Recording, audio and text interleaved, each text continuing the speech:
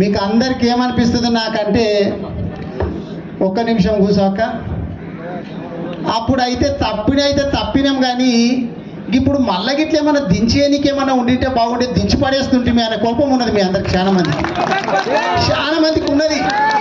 అప్పుడు ఏదో వేసినా తీస్తిమి, తప్పిదారి పోతిమి, మళ్ళీ గిట్ల ఏమైనా దించేసే మార్గం గిట్ల ఉండింటే బాగుండు, దించి పడేస్తుంది అన్నంత కోపం ఉన్నది, గుద్దుతుంటే అన్నంత కోపం ఉన్నది.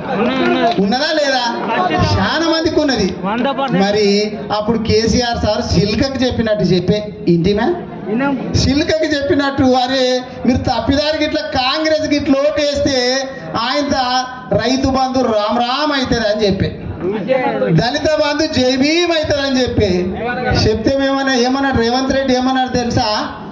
రేవంత్ రెడ్డి ఏమన్నాడు మాట్లాడుతుంటే అంటే, కేసీఆర్ అంటున్నాడంట మేము ఇట్లా గవర్నమెంట్లకు వస్తే రైతు బంధు బంద్ చేస్తామంట, మేమేమి అవులగాలమా, మాకు ధమాకు లేదా, మేము దివానగాలమా అన్నాడు. మరి ఇప్పుడు దివానగాలు ఎవరన్నట్టు? దివానగాళ్ళు ఎవరన్నట్టు అర్థమవుతున్నదా?